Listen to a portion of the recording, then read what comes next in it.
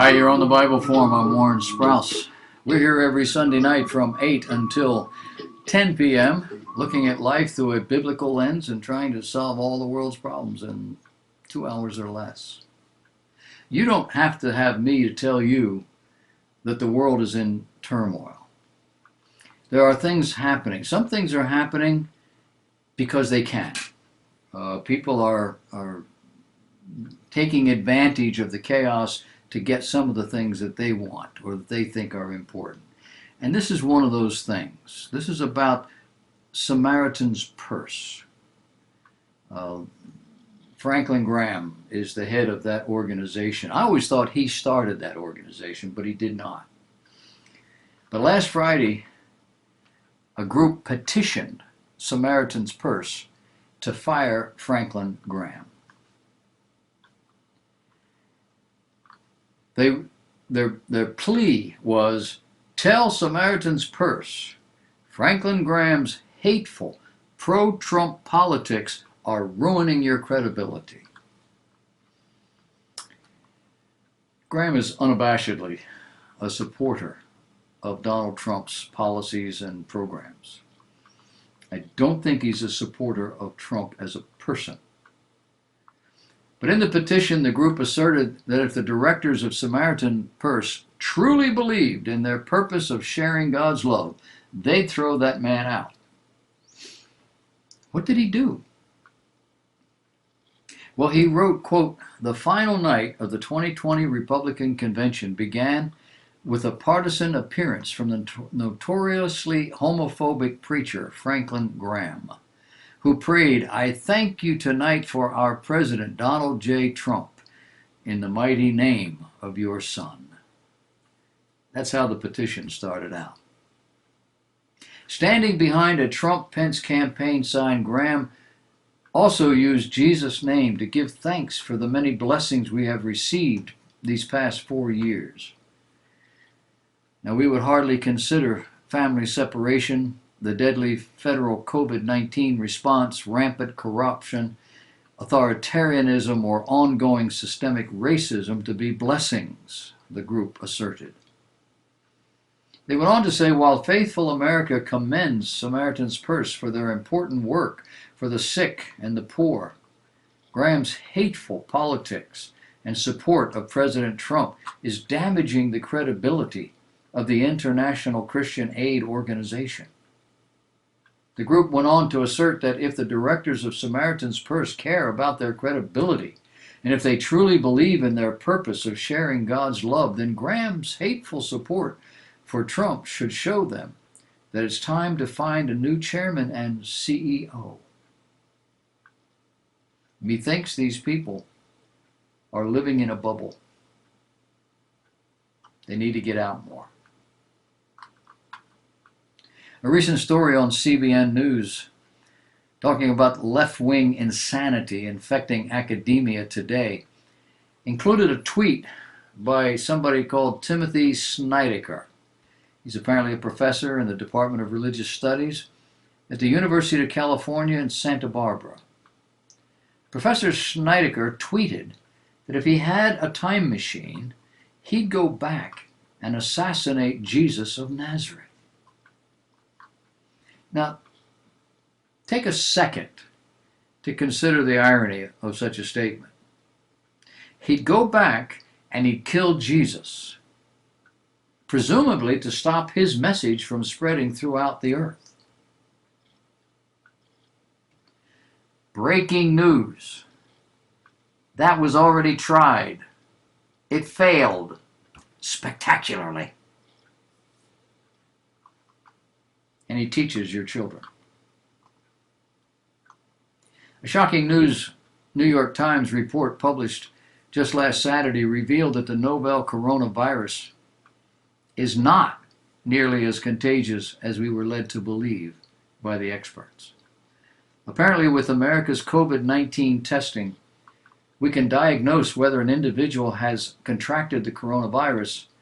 Those tests have no way of evaluating just how much of the disease each subject has.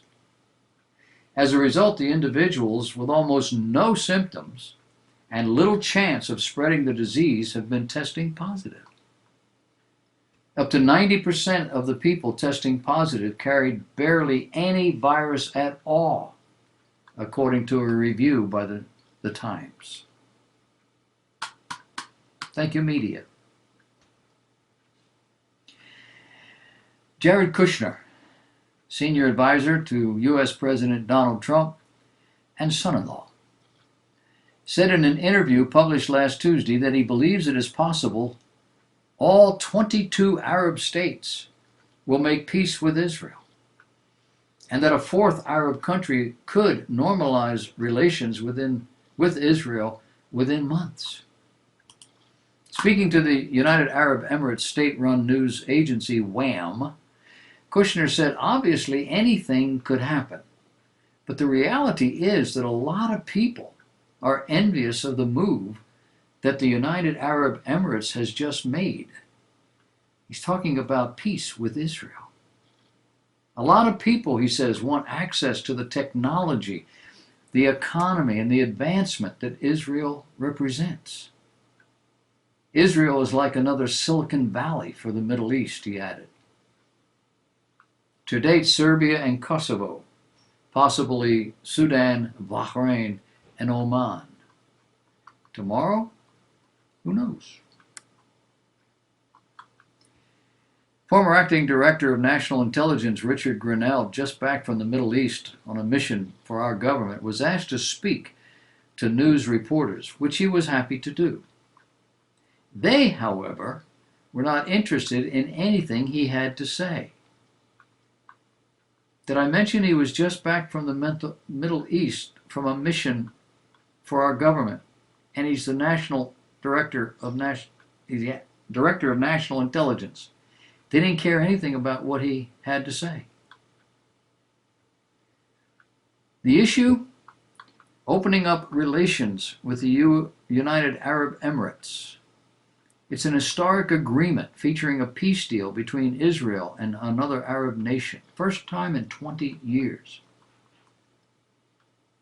When he stopped presenting the information he had and the floor was open for questions, the first reporter asked about the peace deal between Israel and another Arab nation, the first in more than 20 years. The man says, it's as though you're not listening. He said, I wanted to ask you about another initiative, one reporter began before being cut off. Grenell shot back, I'm going to just talk about Kosovo and Serbia. I don't know if you can find it on the map, but this is atrocious. I got to tell you guys, you might be too young to understand what this issue is about. Maybe the older journalists should step up and say this is a big deal, because it's a big deal. Trump's shenanigans, coronavirus, has pales in light of this deal. They didn't care. U.S. stocks continue their surge upward, with the Standard & Poor's 500, Dow Jones Industrial Average, and the NASDAQ all finishing the day higher last Wednesday, with just about every sector of the market rallying since the start of the third quarter. The S&P 500 hit a new record high. It rose by the most in nearly 2 months, closing higher for the 9th time in the past 10 sessions. Defensive and value stocks led the gains, catching up after tech stocks boomed on Tuesday. The big picture? The NASDAQ has risen by 18.7% in just the third quarter. The S&P and Dow are trailing closely behind, having gained 15% and 13% respectively since July. September has built on August's impressive numbers, when the S&P rose by more than 7% for the best August since 1986. The Dow had its best August since 1984, and the NASDAQ recorded its strongest August since the year 2000. Are you getting that news on the TV from the mainstream media? You've no doubt read or perhaps heard the story of the teenager with a rifle at a protest riot, shooting and killing 2 other people. We saw pictures of him walking down the street. It looked like he was about 15. The media has him pegged as a young man intent on doing physical damage to others. Why else would this 17-year-old drive up from Illinois with an automatic rifle to take part in demonstrations? His name is Kyle Rittenhouse, and he's charged with 2 counts of homicide after a shooting during riots in Kenosha, Wisconsin. The first reports focused on the fact that he had driven up from Illinois. It had numerous pro-police and pro-Trump posts on his social media accounts, which seemed to cement in place a narrative about a far-right mass shooter who traveled to Kenosha for blood. But in the end, video compiled by the New York Times visual investigations teams showed Rittenhouse was being chased at the time of the shooting, and that a gun was fired into the air from behind him. One individual seems to have lunged at him, prompting him to fire. He tried to flee the scene and allegedly killed another man when he was rushed by multiple individuals. He fell and fired shots, killing the second person. Rittenhouse insists he acted in self-defense. He's not yet entered a plea, according to the Wall Street Journal, but it's safe to assume he'll be pleading not guilty, which means we'll likely be looking at a trial that'll be a cultural flashpoint, no matter how you feel about it. Republican Representative Jim Banks of Indiana on Friday introduced a Support Peaceful Protest Act, an act which would ban convicted rioters from receiving enhanced federal unemployment assistance that is being provided to help the nation respond to the outbreak of COVID-19. Banks said he supports the right of peaceful protest, but believes many who commit acts of violence are living off the system. Many of these people are not working. They have time to show up every day at some of these violent protests, like in Washington, D.C., and they're getting $600 a week of unemployment to do it. And according to him, that's got to stop.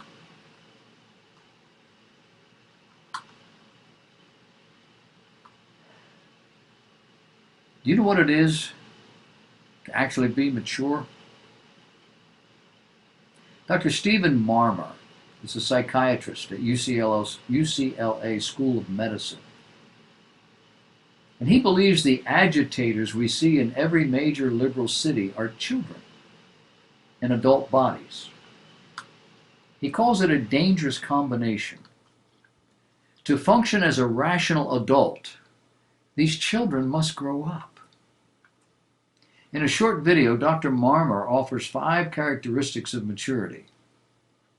If you work to possess them all, he says, you will have a happier, deeper, and more productive life.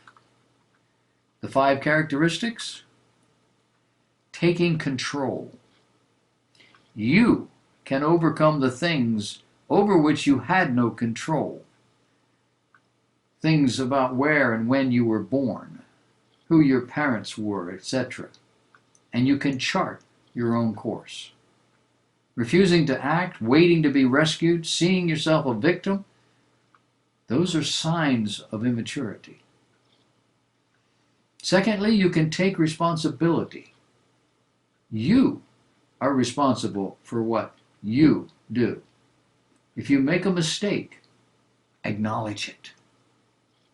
The devil didn't make you do it, and neither did Billy. You did that. Thirdly, contain your emotions. Maturity can be measured by how much anxiety you can tolerate without acting out inappropriately against yourself or against other people. Mature people express their emotions in the right place, at the right time, and in the right way. Fourthly, having perspective. Maturity comes from putting disappointment into perspective. That big pimple on your boyfriend's, that big pimple on your face or your boyfriend's rejection, these are not the end of the world issues. Disappointments happen all the time. A mature person learns from them.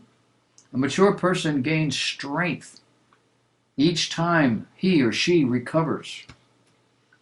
This can be best summed up in the advice given to King Solomon when he said, "This too shall pass."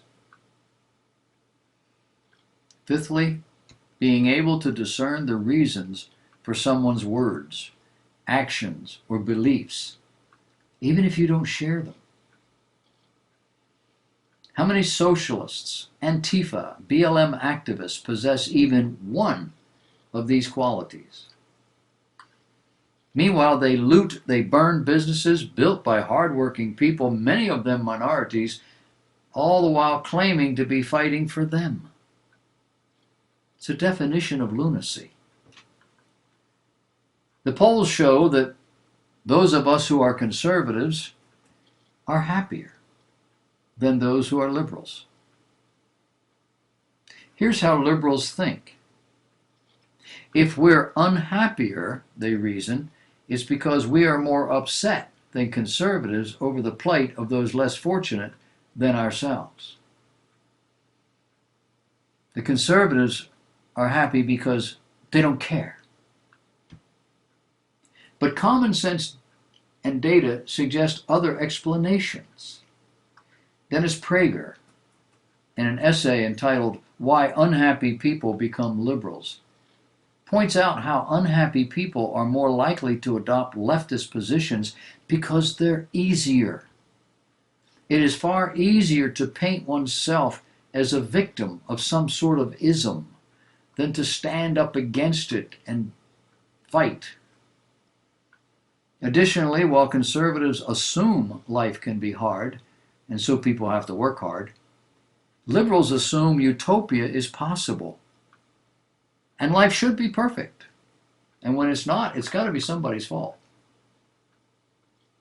Since liberals allow feelings to govern, because feelings reign supreme, they're unhappy because life isn't perfect.